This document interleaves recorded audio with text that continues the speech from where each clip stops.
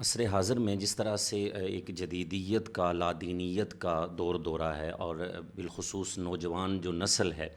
ان کے ذہنوں کو خانقاہوں سے، اولیاء اعظام سے متنفر اور دور کیا جا رہا ہے، اس میں جو سب سے بنیادی چیز ان کے ذہنوں میں ڈالی جا رہی ہے جناب وہ یہ ہے کہ جو خانقاہیں ہیں وہاں علم کا کوئی لینا دینا نہیں ہے۔ جو اللہ کا ولی ہوتا ہے یا پیر ہوتا ہے وہ عالم نہیں ہوتا ہے، وہ جاہل لوگ ہوتے ہیں، ان کو علم کا پتہ نہیں ہوتا، اور نہ ہی خانقاہوں کی کوئی علمی خدمات ہیں۔ تو جناب میں یہ چاہتا ہوں کہ ایک تو یہ تھوڑا سا آپ واضح کر دیں کہ کیا کوئی جاہل بھی ولی ہو سکتا ہے، یا کیا ولایت کے لیے علم ضروری ہے، اور دوسرا یہ کہ خانقاہ عالیہ لاثانیہ کی علمی خدمات کیا کیا ہیں۔ بہت زبردست بات کی ہے آپ نے۔ پہلے تو یہ عرض کرتا چلوں کہ اللہ تبارک و تعالیٰ کسی بھی جاہل کو اپنا ولی نہیں بناتا،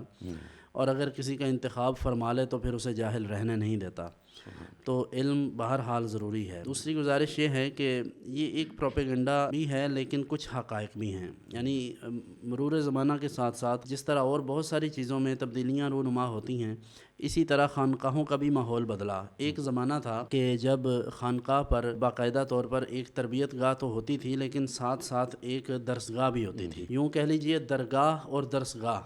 اس کا چولی دامن کا ساتھ ہے، یعنی یہ دونوں چیزیں الگ الگ نہیں ہوا کرتی تھی۔ وقت گزرنے کے ساتھ ساتھ یہ چیزیں الگ الگ ہوئیں، اور اس کے ساتھ پھر ہمیں اس کا خمیازہ بھی بھگتنا پڑا، وگرنہ ہمارا جو ماضی ہے وہ بڑا زبردست ہے اس حوالے سے۔ مثلا حضرت شیخ سید عبد القادر جیلانی علیہ رحمہ، یعنی حضرت غوث پاک کی جو ذات گرامی ہیں، ان کو آپ دیکھ لیں، پوری دنیا میں اس وقت جتنی دیگیں ان کے نام پہ بنتی ہیں، جتنی کھیر بنتی ہے، اور کیا کیا کچھ ہم ان کی اصالہ ثواب کے لیے ہدیہ کرتے ہیں ان کی روح کو۔ اور دوسری طرف جب آپ ان کے معمولات پڑھتے ہیں، ان کے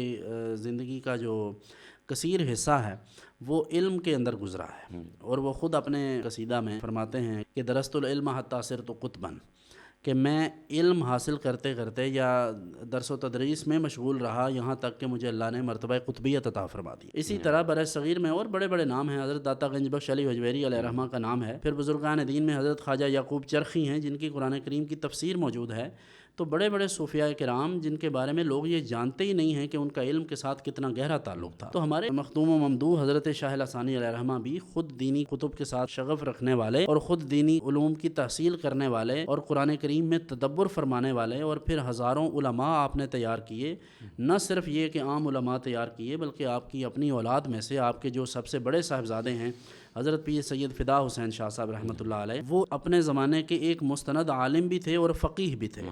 اور نہ صرف وہ فقیہ تھے بلکہ انہی کے صاحبزادے، بڑے صاحبزادے حضرت پیر سید علی اکبر شاہ صاحب رحمۃ اللہ علیہ ہیں، اور ان سے چھوٹے صاحبزادے حضرت پیر سید علی اصغر شاہ صاحب رحمۃ اللہ علیہ ہیں۔ علی اصغر شاہ صاحب رحمۃ اللہ علیہ وہ شخصیت ہیں جن کو حضرت سرکار لاسانی رحمۃ اللہ علیہ نے خود اپنے ایما پر بریلی شریف اعلیٰ حضرت مولانا احمد رضا خان بریلوی رحمۃ اللہ علیہ کے پاس پڑھنے کے لیے بھیجا، اور وہ اعلیٰ حضرت علیہ رحمہ سے باقاعدہ اکتساب علم کرتے رہے، ان کے سامنے زانو تلمس طے کیا اور ان سے باقاعدہ علم حاصل کیا۔ حجت الاسلام حضرت مولانا حامد رضا رحمۃ اللہ علیہ جو ہیں ان سے بھی باقاعدہ انہوں نے سبق پڑھے ہیں۔ محدث اعظم مولانا سردار احمد صاحب رحمۃ اللہ علیہ ان دنوں وہیں پر تدریس کرتے تھے، ان سے بھی انہوں نے اسباق پڑھے۔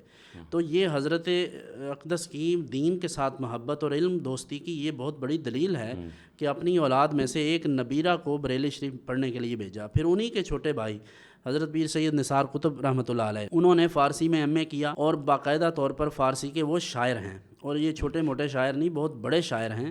جو فارسی دان لوگ ہیں وہ ان کے بارے میں جانتے ہیں۔ اسی طرح خاندان کے دیگر افراد میں سے حضرت پیر علی اکبر شاہ صاحب کے ہی ایک پوتے ہیں حضرت پیر سید محمد اسلم شاہ صاحب رحمۃ اللہ علیہ،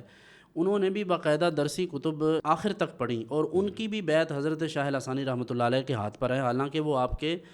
پوتے نہیں پڑپوتے ہیں، یعنی آپ کے پوتے کے بیٹے ہیں۔ تو یہ آپ کا علم کے ساتھ تعلق۔ پھر خاندان میں ہمارے تایا جان حضرت پیر سید عابد حسین شاہ صاحب رحمۃ اللہ علیہ ایک مستند عالم تھے۔ پھر حضرت نقش لاسانی رحمۃ اللہ علیہ یعنی دادا جی رحمۃ اللہ علیہ نے باقاعدہ بہت سارے مدارس تعمیر کروائے، خانقاہ پر ایک مدرسہ کا قیام کیا، اس کے لیے بلڈنگ بھی باقاعدہ تعمیر کی، لیکن پھر آپ اس کو پایہ تکمیل تک نہ پہنچا سکے کہ آپ دنیا سے تشریف لے گئے۔ پھر قبلہ والد صاحب رحمۃ اللہ علیہ نے اس کا آغاز کیا، اللہ تعالیٰ نے وہ کام ان سے لیا، اور آپ نے یہ ابتداً تو ہمارا یہ ادارہ گھر گھر میں ہی ایک چھوٹا سا حفظ کی کلاس سے آغاز ہوا تھا اس کا، لیکن اس کے بعد والد صاحب رحمۃ اللہ علیہ نے 2005 میں اس کا باقاعدہ آغاز کیا۔ 8 ایکڑ پہلے تھا، پھر ہم نے 2 ایکڑ مزید اس میں اضافہ کیا، تو آج یہ شاہ لسانی اسلامک یونیورسٹی کے نام سے ادارہ الحمدللہ دنیا کے سامنے ہے، اور اس میں درسیات بھی آپ کے علم میں ہے، درس نظامی وغیرہ بھی، اسکول کالج کی تعلیمات، پھر خواتین کا الگ سے شعبہ باقاعدہ قائم کیا ہے جس میں 150 کے قریب بچیاں پڑھتی ہیں، 350 سے 400 تک ہمارے پاس طلباء ہیں۔ تو یہ ساری